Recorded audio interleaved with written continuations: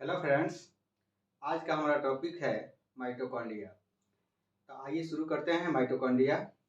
Mitochondria cell में उपस्थित एक प्रकार के ऑर्गेनेल्स है। तो हमारा बॉडी सेल से बना है, बहुत सारे सेल से बने हैं और सेल्स में बहुत सारे ऑर्गेनेल्स होते हैं। उसी ऑर्गेनेल्स में एक प्रकार के ऑर्गेनेल्स है जिसको माइटोकॉन्ड्रिया कहते हैं। माइटोकॉन्ड्रिया ये ग्रीक शब्द है और दो शब्द से मिलकर के बना है, माइटो और कॉन्ड्रिया। माइटो का अर्थ होता है थ्रेड और कॉन्ड्रिया का अर्थ होता है ग्रेन्यूल्स। तो माइटोकॉन्ड्रिया दो शब्दों से मिलकर के बना है, माइटो और कॉन्ड्रिया, जिसका अर्थ होता है माइटो मीन्स थ्रेड और कॉन्ड्रिया मीन्स ग्रेन्यूल्स। ये जिसको हम लोग माइटोकॉन्ड्रिया कहते हैं। माइटोकॉन्ड्रिया अगर सिंगुलर शब्द में कहें माइटोकॉन्ड्रिया को तो हम लोग कहते हैं माइटोकॉन्ड्रियन और इसका प्लूरल शब्द होता है माइटोकॉन्ड्रिया। ये क्या करता है? माइटोकॉन्ड्रिया सेल में एनर्जी को प्रोवाइड करता है। सेल में एनर्जी को प्रोवाइड करता है, उत्पन्न करता है, प्रोड्यूस करता है। क्यों करता है? क्योंकि सेल में बहुत सारे काम होते हैं, जैसे सेल का ग्रोइंग करना, सेल का रेपिटेशन होना, सेल का कंस्ट्रक्शन करना, कंट्रैक्शन और सेल का ग्रोइंग, ये सारे सेल में होते हैं। इसके लिए एनर्जी की जरूरत होती है और ये एनर्जी एटीपी के रूप में माइटोकॉन्ड्रिया से प्रवाहित होते हैं। माइटोकॉन्ड्रिया से हमको मिलता है सेल में। इसलिए प्रोड्यूस 90% एनर्जी प्रोड्यूस करता है माइटोकॉन्ड्रिया सेल को विकास करने के लिए। इसका ओरिजिन क्या है? माइटोकॉन्ड्रिया बैक्टीरियल सेल में सबसे पहले देखा गया था और इसका हिस्टोरिकल कुछ बात बैकग्राउंड देख लेते हैं। 1880 में कोलिकर ने इसको इंसेक्ट के मसल सेल्स में देखे थे। 1880 में कोलिकर ने इंसेक्ट के मसल्स में देखे थे। जे फ्लेमिंग 1882 ईस्वी में थ्रेड लाइक स्ट्रक्चर नाम दिया और रिचार्ड आर्टमैन ने 1890 में बायोब्लास्ट कहा। 1890 में रिचार्ड आर्टमैन इसको क्या नाम दिए? बायोब्लास्ट कहा। और बेंडर ने इसको 1897 से 1898 के बीच में बेंडर ने इसको माइटोकॉन्ड्रिया के नाम से पुकारा।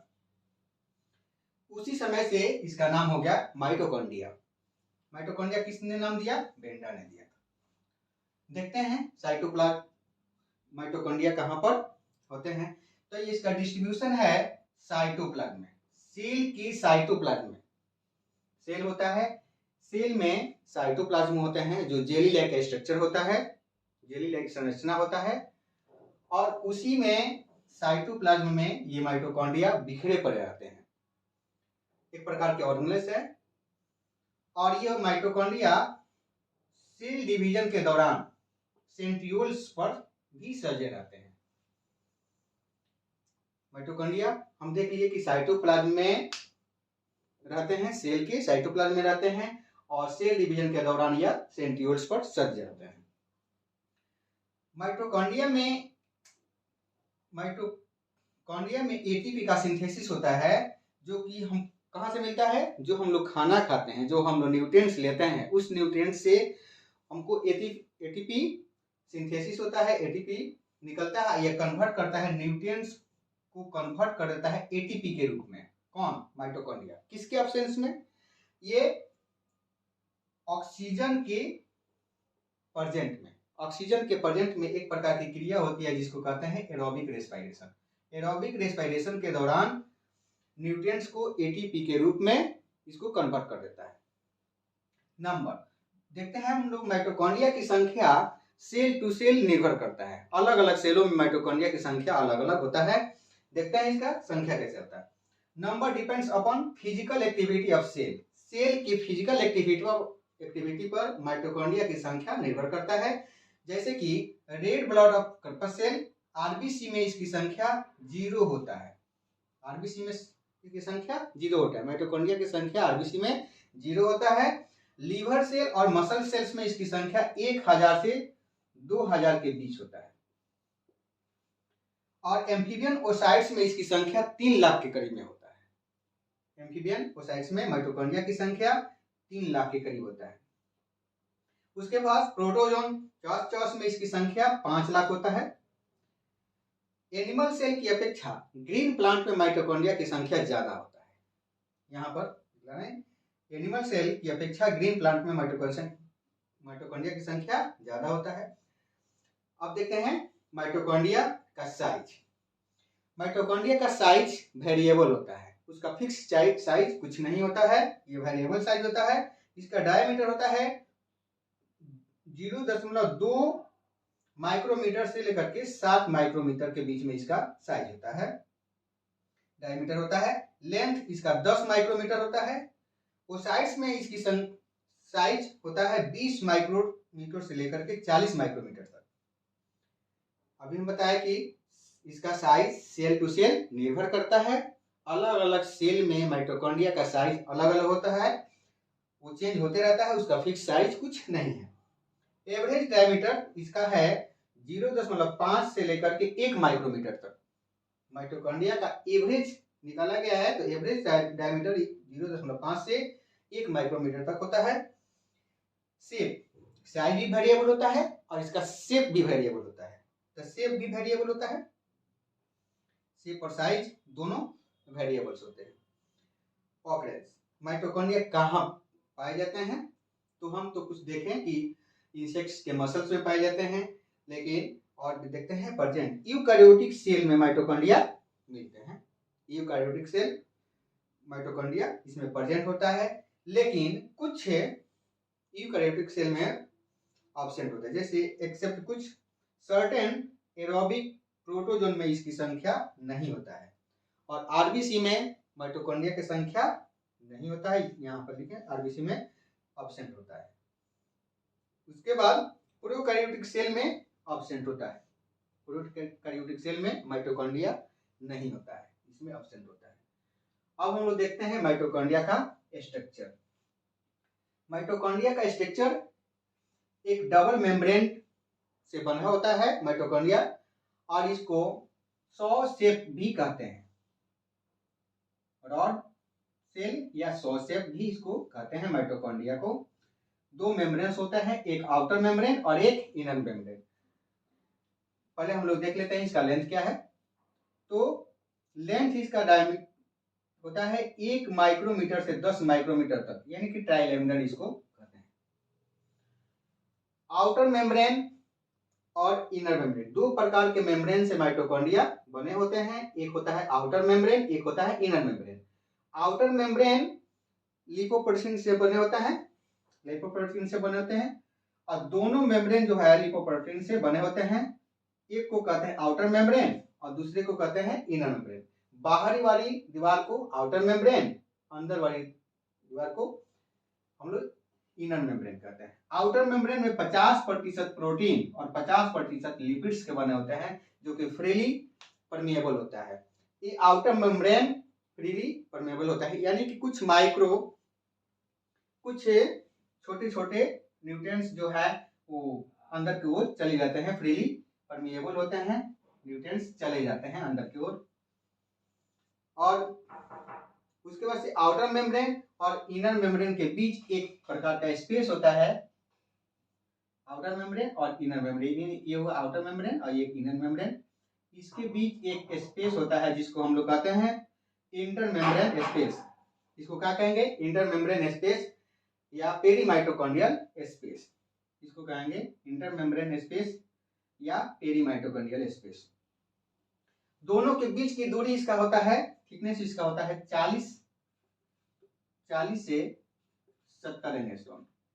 इनर मेम्ब्रेन और आउटर मेम्ब्रेन के बीच की दूरी 40 से 70 एंगस्ट्रॉम होता है, जो कि यहाँ पर लिखा है, थिकनेस इसका 40 से 70 एंगस्ट्रॉम होता है। इनर मेम्ब्रेन जो होता है वो मैट्रिक्स के तरफ होता है, मैट्रिक्स में होते हैं इनर मेम्ब्रेन। ये वाली इनर मेम्ब्रेन हुआ, ये जो मैट्रिक्स में है, इस बहुत सारे इसमें मैट्रिक्स होते हैं, जो कि एक जेली लाइक स्ट्रक्चर होता है मैट्रिक्स, और इसमें 80% प्रोटीन और 20% लिपिड से इनर मेम्ब्रेन बने होते हैं।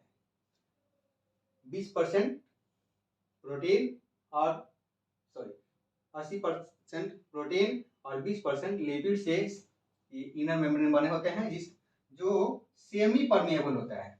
ये सेमी परमेएबल होता है, यानी कि कुछ पार्टिकल्स अंदर की तरफ जा सकते हैं, छोटे पार्टिकल्स जा सकते हैं, लेकिन बहुत कम जा सकते हैं, यानी कि ये सेमी परमेएबल है और आउटर मेम्ब्रेन परमेएबल है। इसमें इनर मेम्ब्रेन के अंदर एक मैट्रिक्स होता है, ये मैट्रिक्स में ही होते हैं इनर मेम्ब्रेन, जो कि वाटरी फ्लूइड होता है। कैसा होता है? वाटरी फ्लूइड, जिसको हम लोग कहते हैं एडेनाइलेट काइनेज या न्यूक्लियोसाइड। एडेनोकाइनेज और न्यूक्लियोसाइड्स कहते हैं, या डाइफॉस्फोकाइनेज एंजाइम से के बने होते हैं।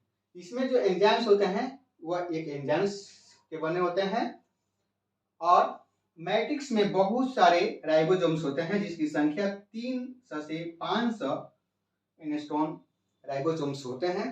बहुत सारे इसमें राइबोसोम्स होते हैं, वहां से भी एटीपी का भी सिंथेसिस होता है राइबोसोम से भी। और माइटोकॉन्ड्रिया में एक माइटोकॉन्ड्रियल डीएनए होता है। कहां पर? मैट्रिक्स के अंदर एक प्रकार का डीएनए होता है, जिसको हम लोग कहते हैं माइटोकॉन्ड्रियल डीएनए। और ये जो डीएनए होता है ये सर्कुलर डीएनए होता है। मैट्रिक्स के अंदर एक प्रकार का डीएनए होता है, जिसको हम लोग कहते हैं माइटोकॉन्ड्रियल डीएनए। और यह माइटोकॉन्ड्रियल डीएनए कैसा होता है? सर्कुलर होता है। और इसमें मैट्रिक्स के अंदर बहुत सारे और भी तत्व होते हैं, जो कि आयंस होते हैं, एंजाइम्स होते हैं, और कॉम्प्लेक्स एंजाइम्स भी होते हैं। किसके अंदर? इस माइटोकॉन्ड्रिया के अंदर जो मैट्रिक्स होते हैं उस मैट्रिक्स के अंदर। इनर मेम्ब्रेन के अंदर क्या क्या और क्या क्या चीजें होती हैं? प्रेजेंट स्मॉल पार्टिकल्स, कुछ स्मॉल पार्टिकल्स होते हैं, जिस पार्टिकल्स को हम लोग कहते हैं एलिमेंट्री पार्टिकल्स। ये माइटोकॉन्ड्रिया के अंदर एक प्रकार का पार्टिकल्स होते हैं, जिसको हम लोग कहते हैं एलिमेंट्री पार्टिकल्स या ऑक्सीसोम। ये एलिमेंट्री पार्टिकल्स होते हैं या ऑक्सीसोम। ये कहां पर होते हैं? इनर मेम्ब्रेन के अंदर एक संरचना होता है, जो कि यहाँ पर देख रहे हैं, इस तरह से संरचना होता है। इसी में एक पार्टिकल्स होते हैं, जिस पार्टिकल्स को ऑक्सीसोम कहते हैं या एलिमेंट्री पार्टिकल्स भी कहते हैं, या उसको एक और नाम से जानते हैं F0 F1 पार्टिकल्स। और इनर मेम्ब्रेन आउटर मेम्ब्रेन की अपेक्षा बड़ा होता है, बहुत बड़ा होता है, लेकिन इसमें फोल्ड्स होते हैं, बहुत सारे फोल्ड्स होते हैं। इसी फोल्ड्स के अंदर एक पार्टिकल्स जो होते हैं, जिसको हम लोग कहते हैं ऑक्सीसोम। और ऑक्सीसोम या F0 F1 पार्टिकल्स भी कहते हैं, जहां से एटीपी का सिंथेसिस होता है। एटीपी का सिंथेसिस यहीं से होता है, इस पार्टिकल से होता है। और ये के फोल्ड्स होते हैं, बहुत सारे फोल्ड्स इसमें होते हैं, यहाँ पर यहाँ देख रहे हैं इनर मेम्ब्रेन के अंदर बहुत सारे फोल्ड्स होते हैं। और इस फोल्ड्स मिल करके ये बना लेते हैं ऑक्सीसोम। और ये सिंगल माइटोकॉन्ड्रिया में, एक सिंगल माइटोकॉन्ड्रिया में 1 लाख से लेकर के 10 लाख तक ऑक्सीसोम्स होते हैं। यहाँ पर देख सकते हैं आप, ये माइटोकॉन्ड्रिया है। माइटोकॉन्ड्रिया के अंदर वाली स्पेस को हम लोग कहते हैं इनर मेम्ब्रेन। और इस इनर मेम्ब्रेन जो होता है, इनर मेम्ब्रेन में बहुत सारे फोल्ड्स होते हैं, और इस फोल्ड्स में बहुत सारे ऑक्सीसोम होते हैं। और ये ऑक्सीसोम्स में ऑक्सीसोम की संख्या लगभग 1 लाख से लेकर के 10 लाख तक होता है।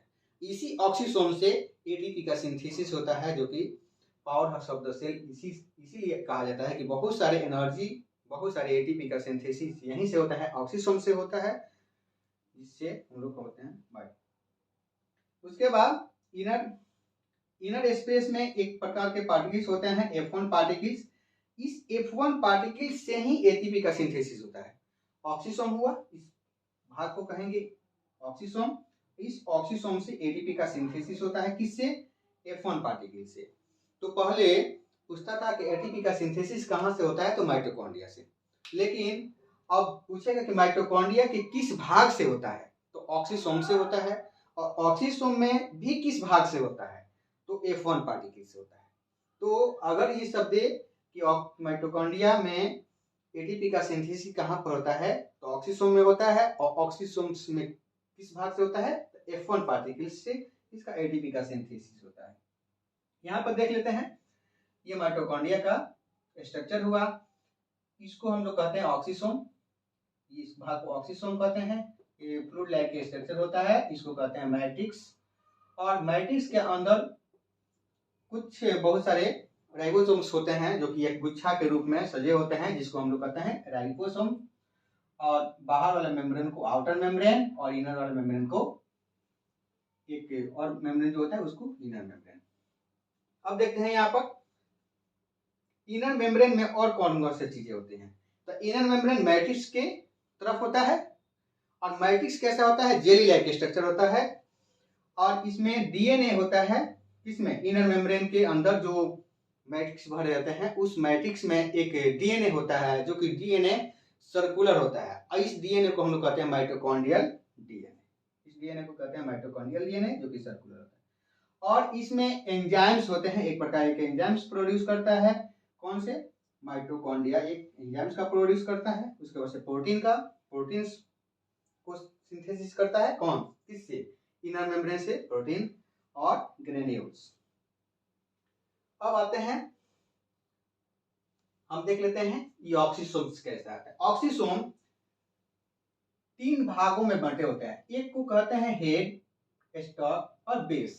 3 भाग में इसको ऑक्सीसोम्स कहते हैं। ये ऑक्सीसोम्स कुछ इस तरह से होता है, हेक्सागोनल होते हैं, गोलाकार नहीं होता है। यहाँ पर ऐसे बना दिया गया है, गोलाकार बनाया गया है अभाव में, लेकिन ये होता है पॉलीगोनल होता है, जिस भाग को कहते हैं हेड, स्टॉक और बेस। और दोनों ऑक्सीसोम, इसके और इसके बीच, दो ऑक्सीसोम के बीच की दूरी होता है 100 एंगस्ट्रॉम। दो ऑक्सीसोम के बीच की दूरी होता है 100 एंगस्ट्रॉम, जो कि यहाँ पर दिखलाया गया है। ऊपर वाला भाग को कहते हैं हेड, स्टॉक और बेस। बेस को कहते हैं F0 पार्टिकल्स और हेड को कहते हैं F1 पार्टिकल्स या F सब यूनिट। F1 सब यूनिट और इसको कहते हैं F0 सब यूनिट। और दोनों हेड और बेस की दूरी होता है 50 एंगस्ट्रॉम। हेड और बेस की दूरी 50 एंगस्ट्रॉम होता है, और दो ऑक्सीसोम के बीच की दूरी होता है 100 एंगस्ट्रॉम। हेड होता है पॉलीगोनल। हेड कैसा होता है, ये हेड पॉलीगोनल होता है, नॉब लाइक स्ट्रक्चर होता है। डायमीटर इसका होता है 70 एंगस्ट्रॉम से 100 एंगस्ट्रॉम। 70 एंगस्ट्रॉम से 100 से 70 एंगस्ट्रॉम के बीच। उसके बाद स्टॉक में होता है,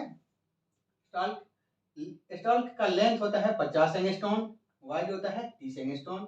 बेस ये जो है, इस भाग को हम लोग कहते हैं बेस, ये वाला।